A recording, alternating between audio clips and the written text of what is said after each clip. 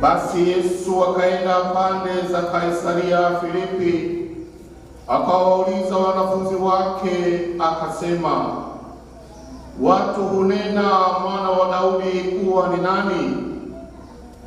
Wakasema, wengine hunena Yohane Mbatizaji, wengine Eliya, wengine Yeremia au mmojawapo wa manabii. Akawaambia, nanyi mwaninena mimi kuwa ni nani? Simoni Petro akajibu akasema, wewe ndiwe Kristo mwana wa Mungu aliye hai.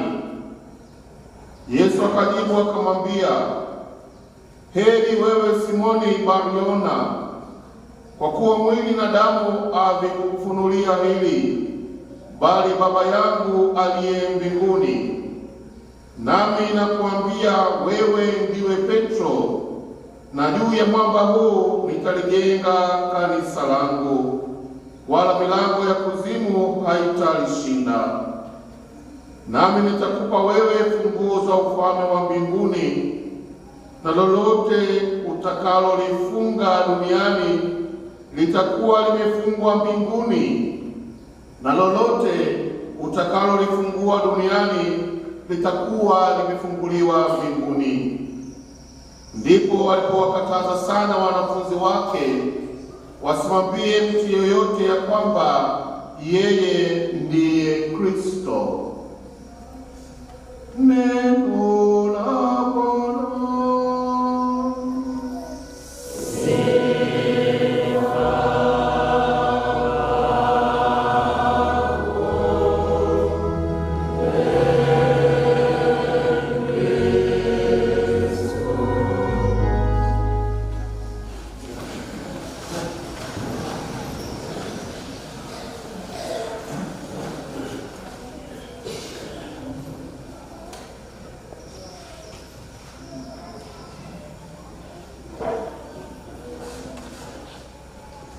Wewe ndiye Kristo mwana wa Mungu aliye hai.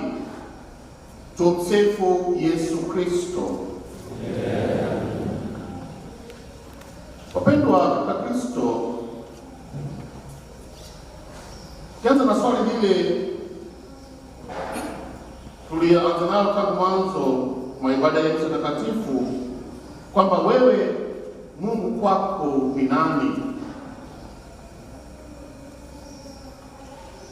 Itatupeleka katika lile ambalo napenda kutafakari pamoja leo hii kuhusiana na ufahamu wetu juu ya Mungu na jinsi unavyoathiri mahusiano yetu na yeye, na pia kuweza kuyaona makusudi yake katika maisha yetu.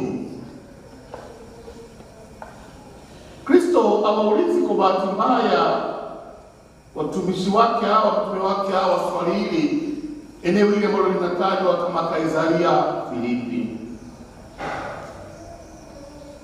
Kama maandiko matakatifu yanapotajwa maeneo fulani fulani katika jiografia ile ya nchi ya takatifu,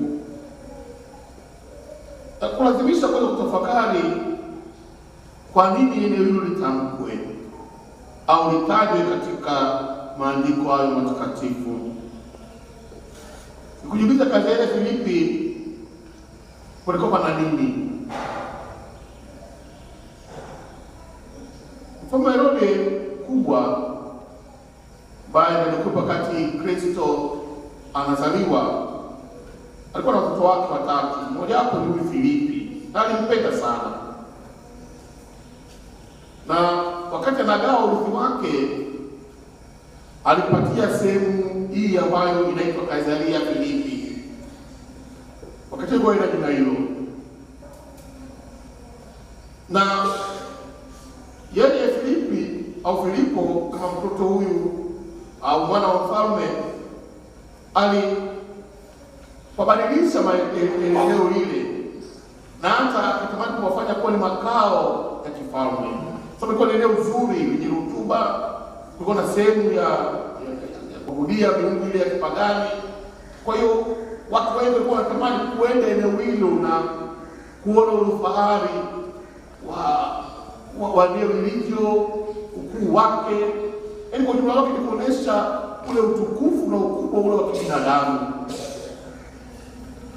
Na hivyo watu wengi wanapenda kwenda eneo hilo, kwa vile eneo la kibiashara. Sasa Kristo ambaye utume wake mwingi alikuwa anaufanya katika kando mwa ziwa Genesareti, hata mafundisho yake mengi alikuwa anayatoa huko, anawachukua wanafunzi wake anawapeleka huko ambapo ulimwengu unaona ndio kuna kila kitu. Tunawapatia swali hilo, ni watu wanasema mimi kuwa ni nani? Tena tunaenda mwana wa Adamu, bin Adamu. Wanakija watu wananiona mimi kama mtu wa namna gani? Wananielewa? Wananipokea vipi? Jibu yale yanayotolewa kwamba wanakuona wewe pengine ni Musa, Elia au mmoja wa manabii. Yanasema neno yanatuatia kitu cha kutafakari kwamba watu walikuwa wanamuona kama nabii wa kawaida tu, bado walikuwa hawajazama ndani na kuelewa huyu ni nani.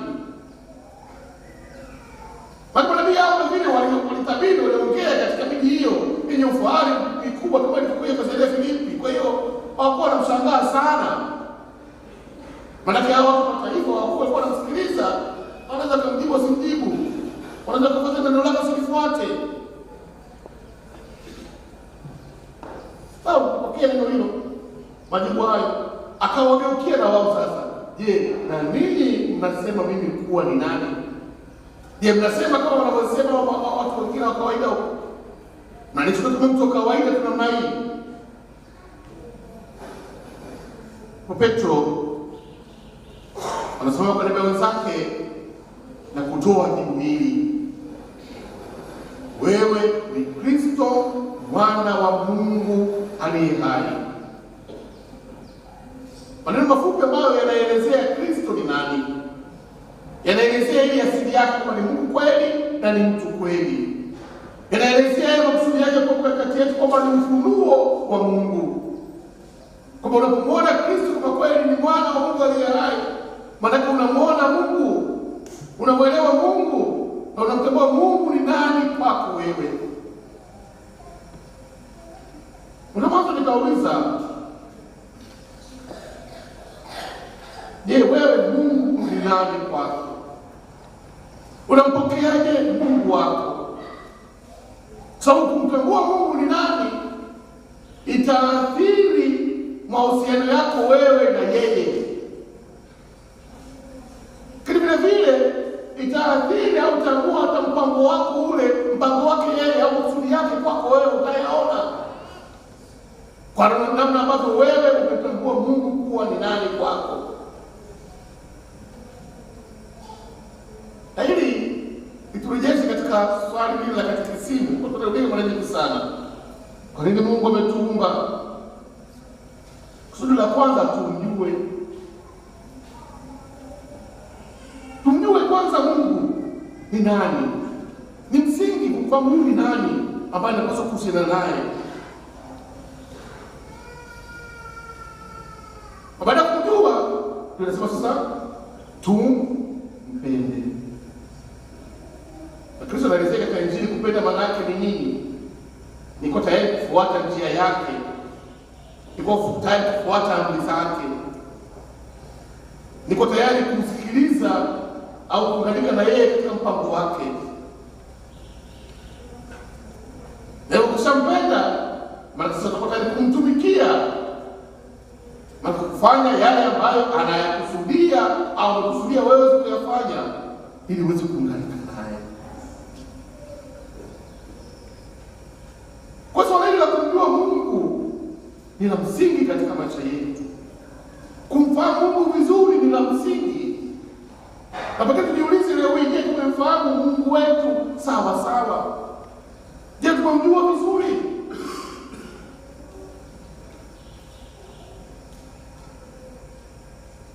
Wapendwa, kumjua Kristo na hatimaye tuweze kumjua Mungu kunaanza na ufunuo.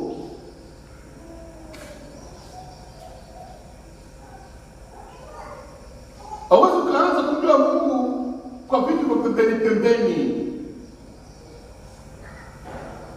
bali kupitia ile mifereji au njia zile ambazo zinatufunulia kuhusu huyo Mungu. Na kanisa linatufundisha njia hizo. Neno la Mungu, tamjua Mungu vizuri kupitia neno lake, maandiko matakatifu, kupitia mafundisho mbalimbali tunayotoa ndani ya kanisa, kupitia mapokeo. Sasa mara nyingi watu wanajaribu kutafuta kumjua Mungu kupitia tunavyotaka sisi wenyewe, wakati mwingine kupitia uwezo wetu wa kibinadamu na ufahamu wetu wa kibinadamu, tunafikiri kwamba tunaweza kumjua Mungu sawa sawa. Lakini zaidi ukamjua Mungu kama umeunganika na jamii ya watu ambao wanamtafuta Mungu, kama nazungumzia kanisa, kwamba ni mmoja wa wana kanisa na ukafundishwa kuhusu Mungu. Maka huwezi kujua bila kufundishwa, sio yote. Huwezi kujua bila kuelekezwa, sio? Kwa hiyo lazima uwe katikati ya kanisa uweze kuelewa. Uweze kujua maana yake ni nini mambo haya. Huwezi kuwa si Katoliki afu jifunze uweze kujua mambo ya Katoliki. Wakati mwingine huwa nacheka tu wakati mwingine. Watu wanapokibei Katoliki yeye ambaye si Katoliki. Nambia sawa, ndio maana wewe sio Katoliki, ndio maana unakibei kwa sababu unakataa ile Katoliki huo. Sasa wakati mwingine bahati mbaya, hizo Katoliki tunadai tunaingia huko, tunaanza kuogopa pengine kanisa limekosea. Umefundishwa na mtu ambaye si Katoliki. Kuna kitu kimetokea karibuni hapa. Nadhani ndio kwenye mitandao kuna walikuwa wanahamisha msalia mtakatifu Agatha. Wataka wangapi walisoma kwa tatu? Nita kumoshi kubwa sana. Kwa katika amkao kipi kwenye regular. Kama kama sisi kama na gusa watu. Sunina nini? Angalia sasa. Mimi nikicheka. Kuna mmoja kanipigia simu kaniuliza. Fanya mambo kanisani haya. Nikatoka kuna jambo gani pale? Nikauliza hivi, nusu za kawaida. Hivi. Nakumbuka wakati ule tulikuwa tunasoma Bukoba. Tulikuwa tunabara ya kutoka hapa Karume kwenda kutoka pale nini cha mimi inatengenezwa ile kwa Daboroni hapa kama Machaka complex. Pale kuna makaburi pale. Kuna makaburi pale. So wala kwa kufanya ndugu zao walikuwa na manispaa ya Ilala kwenda kufukua makaburi yale na kuhamisha miili ile. Tuliona vyombo vya habari kuonesha hilo ligoma, tunakumbuka wazee tulikuwa hapa, lakini baadaye wakakubaliana na mimi nikahamishwa. Kwa hiyo kauliza, hivi ni ajabu kusikia kaburi limefukuliwa mwili ukahamishwa kwenda sehemu nyingine? Kama tunaweza kama mtu yuko hapa, kitu cha ajabu. Yaani kawaida ya kawaida. Kama sijazungumzia kuhusu masuala ya masalia ya watakatifu, ile kawaida tu. Kisa sisi siku mara moja na mtu ambaye si Katoliki ajui nini maana ya relics, yaani masalia ya watakatifu, na kwa kama kweli kanisa limekosea. Kusema nini?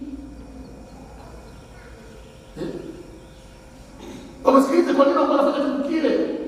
Pakole walikuwa wanaabudu.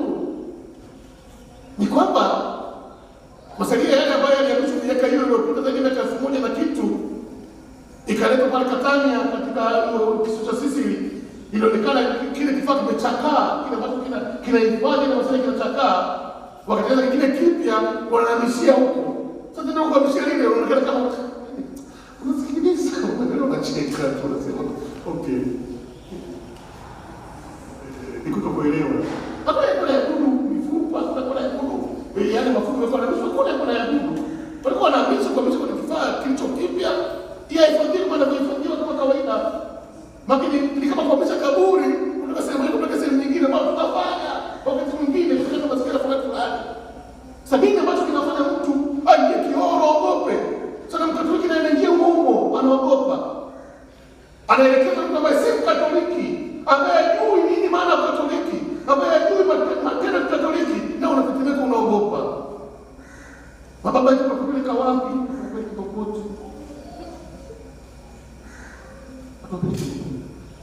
Hilo mtumikia uli katika mafundisho au katika fundisho. Kwamba hauwezi ukapata huo ufunuo, ukaelewa huo ufunuo, ukaelewa maana neno la Mungu kama au ndani yake unajuaje kwa nje? Unasikia. Kama tunasema maswali ya gerezani. Gerezani wote pamoja wamefungiwa, mchokolee tu.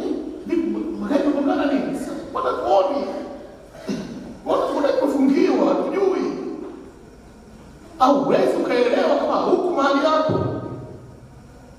Kwa sababu tutambue kwamba ili kuweza kuelewa lazima tupite katika ufunuo wa kimungu. Lazima tupite katika njia za kimungu ili kufikia ukweli na kuupata. Lakini pili, tutambue kwamba akili yetu ndogo ya kibinadamu, ufinyu wetu ukiuelewa, unahitaji paji la Mungu ili kuweza kuzifikia siri na hekima za ufalme wa Mungu. Paulo anasema vizuri katika somo la pili, jinsi zilivyo kuu utajiri na hekima na maarifa ya Mungu. Hukumu zake zisichunguziki, wala njia zake zinafutikani. Tuenzi pamoja na kufundishwa, pamoja na kuelekezwa, pamoja na kuambiwa habari mbalimbali kuhusu ufalme wa mbinguni, bado kuna kingine cha muhimu kinachohitajika ambalo ni paji la imani. Wapendwa,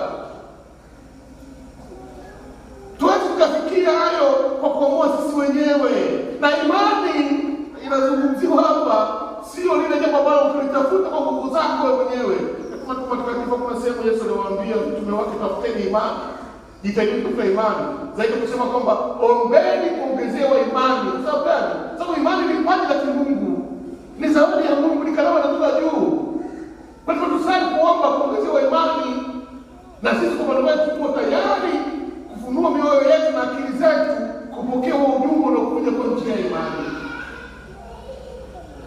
Bila imani, bila ufunuo wa kimungu, ni vigumu kufikia fikiri kama alivyosema Petro, wewe ni Kristo Mwana wa Mungu aliye hai. Sababu imani ni zawadi kutoka juu.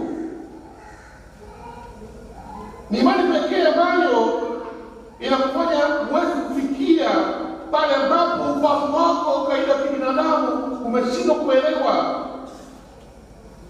Wewe unapaswa kufungua moyo wako na kuwa tayari kupokea kile ambacho imani yako inakufunulia.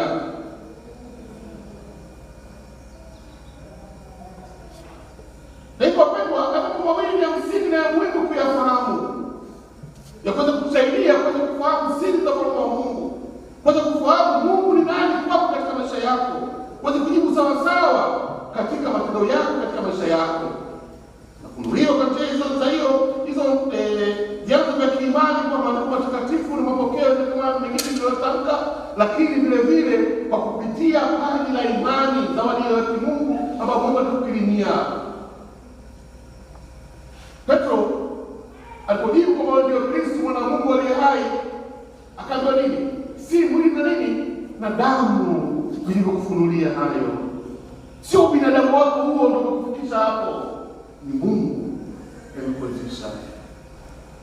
Kwa wakati mwingine ukiona kwamba bado unataka kuelewa mambo ya kiimani sawa sawa, unataka kuelewa mambo ya mafundisho ya kikanisa sawa sawa, ujue bado una kazi ya kuomba kuongezewa imani, kuongezewa ufunuo wa kimungu, ili uweze kweli kujibu kwa ujasiri kama Kristo, kama Petro, kwamba wewe ni Kristo Mwana wa Mungu aliye hai.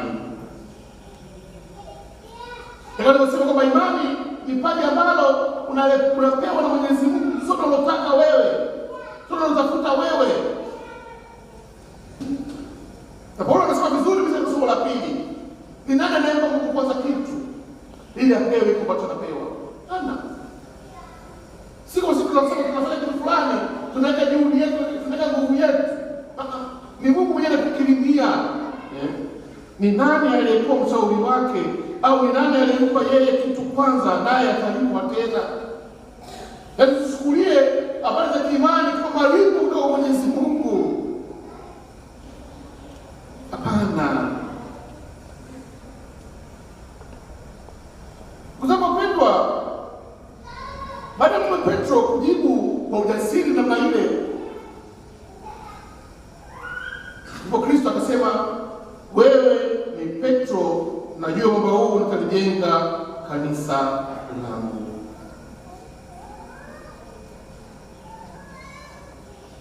Jina Petro maana yake Petrus, tafsiri yake katika Kigiriki inamaanisha mawe madogo kama kokoto hivi, kama madogo. Sasa Kristo anamwambia kwamba wewe Petro, maana wewe ambao uko mdogo kama kokoto hizi, juu ya mwamba huu nitajenga kanisa langu. Maana kingine maneno haya, kama pamoja na udogo wako, pamoja na udhaifu wako, pamoja na kujiona pengine uko chini na hiyo mbele ya Mwenyezi Mungu, lakini ni tamko la kiimani linalosema, ili jambo zito linalotamka, nitajenga kanisa langu. Hayo mwana mwingine anakuambia usijidharau wewe mwanadamu kwa udogo wako. Mwenyezi Mungu anaweza kukupatia ufunuo wake, akakupatia uwezo wake kuweza kuyafunua na kuelezea hayo mambo makubwa ya kiimani.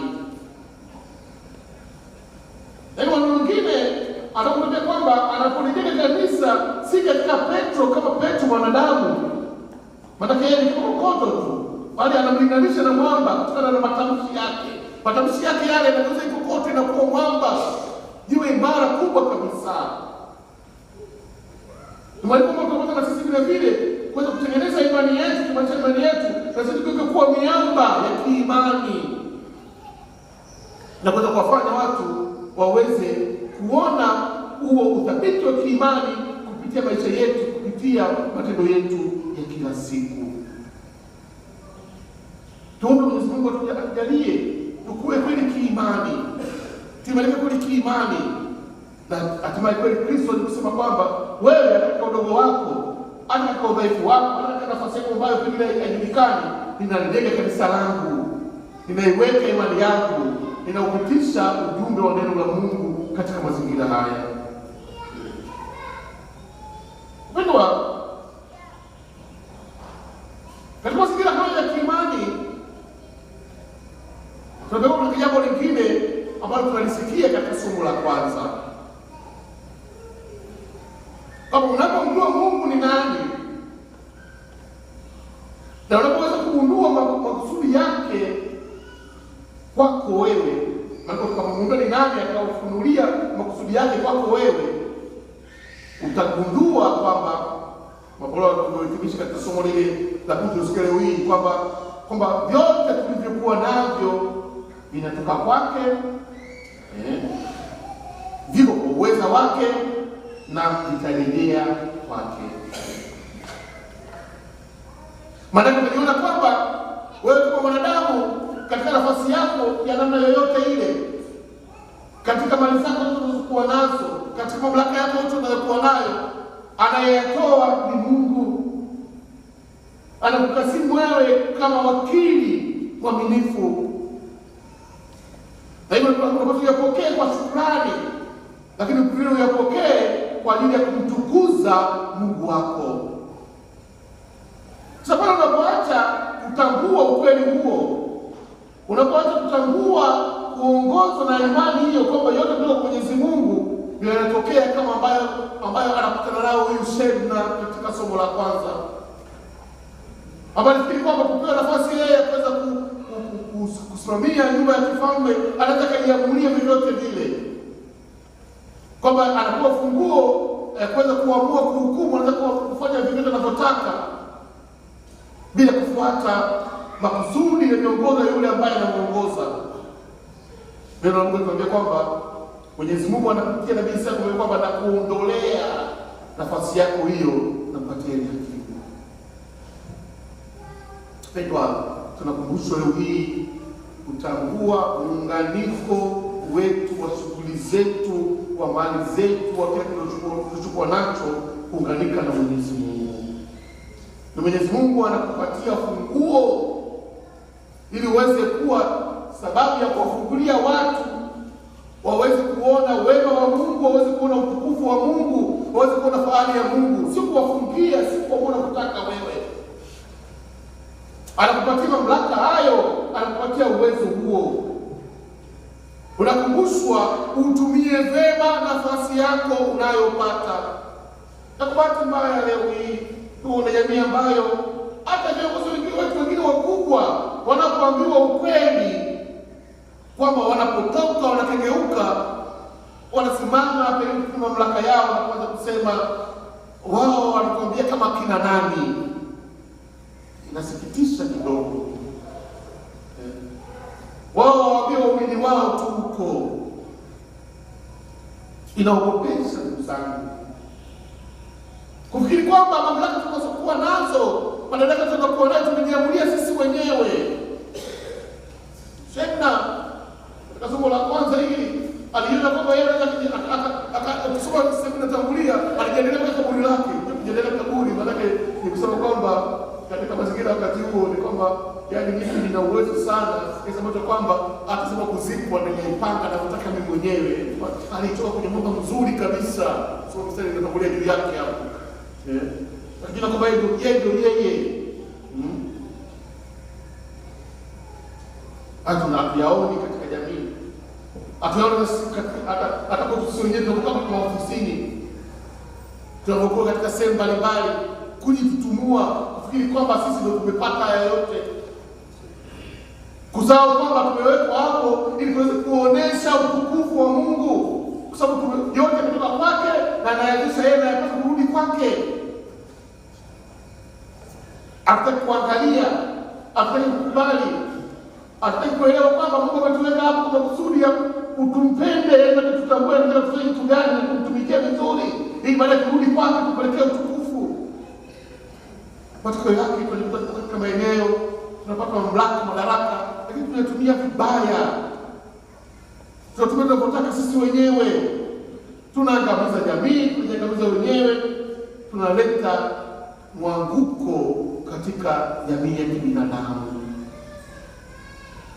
Tutambue kwamba mamlaka tunayopata, uwezo tunaopata unatoka kwa Mwenyezi Mungu. Mwenyezi Mungu anataka kutumia wewe kama chombo cha kuonesha utukufu wake. Na hivyo utendaji wako na nafasi yako unayokuwa nayo inapaswa kuonesha utukufu wa Mwenyezi Mungu. Inapaswa kuonyesha hayo mema ya Mwenyezi Mungu.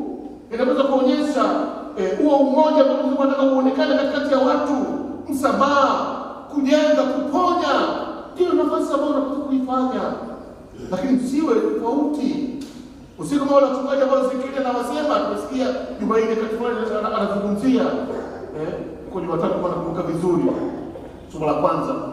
Wachungaji ambao baada ya kuchunga wao ndio wanatuna kondoo, ndio wanawala nyama zao, wanatawanyika hawakusanyi, wanashambuliwa, hawazuii na kadhalika.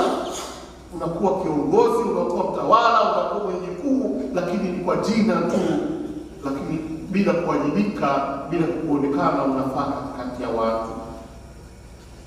Mwenyezi Mungu anatupatia mamlaka na nafasi hizo mbalimbali, tuzitumie vema.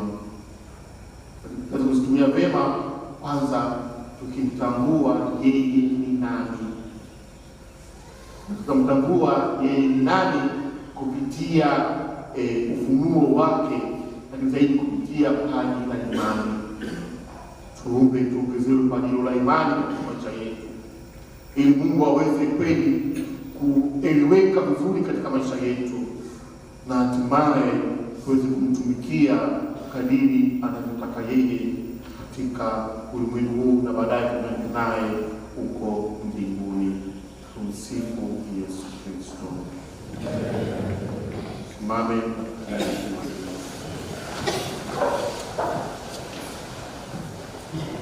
Nasadiki kwa Mungu mmoja, Baba Mwenyezi, Muumba wa mbingu na nchi, na vitu vyote vinavyoonekana na visivyoonekana. Nasadiki kwa Bwana mmoja, Yesu Kristo, mwana wa pekee wa Mungu, aliyezaliwa kwa Baba tangu milele yote, Mungu aliyetoka kwa Mungu, mwanga kwa mwanga, Mungu kweli kwa Mungu kweli, aliyezaliwa bila kuumbwa, mwenye Mungu mmoja na Baba, ambaye vitu vyote vimeungwa naye, ameshuka kutoka mbinguni kwa ajili ya sisi wanadamu na kwa ajili ya wokovu wetu, akapata mwili kwa uwezo wa Roho Mtakatifu, kwake yeye Bikira Maria, akawa mwanadamu, akasulubiwa kwa ajili yetu sisi kwa mamlaka ya Poncio Pilato, akateswa, akafa, akazikwa, siku ya tatu akafufuka katika mauti, akapaa mbinguni, ameketi kuume kwa Baba, atakuja tena kwa utukufu kuwahukumu wazima na wafu, na ufalme wake hautakuwa na mwisho. Nasadiki kwa Roho Mtakatifu, Bwana mleta uzima, atokaye kwa Baba na Mwana, anayeabudiwa na kutukuzwa pamoja na Baba na Mwana, aliyeinua kwa vinywa vya manabii. Nasadiki kwa kanisa moja takatifu Katoliki la mitume, naungama ubatizo mmoja kwa maondoleo ya dhambi, na ngojea na ufufuo wa wafu na uzima wa milele ijayo. Ndugu zangu wapendwa, kama msemaji mkuu wa kundi la mitume, Petro aliangazwa kwa neema ya pekee, akamtambua Yesu kuwa ni Masia. Yesu alimweka kuwa mkubwa wa mitume ili aongoze jamii ile ya waamini. Tumuombe Bwana Yesu Kristo atuongezee paji la imani, tukiitikia tuongezee imani Bwana.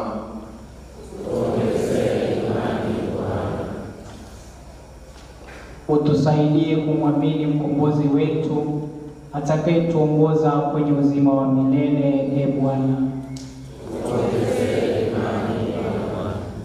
umlinde Baba Mtakatifu Leo wa 14 na maaskofu wote, waliongoze kanisa kwa busara na hekima. Bwana, Petro aliwekwa kwa msingi wa umoja wa Wakristo wote duniani.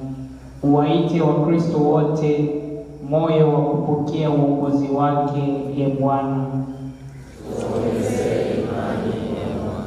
utusaidie kushirikiana na viongozi wa kanisa ili kufanikisha kanisa lako. Bwana, utusaidie kukumbuka kwamba tunaingia katika ufalme wako kwa msaada wa kanisa. Bwana, Petro na mitume waliagizwa kueneza imani kati ya mataifa yote. Uwaite wengi kati yetu wajiunge na kundi la wahubiri na wamisionari wanaojitolea kwa kazi ya utume. Bwana,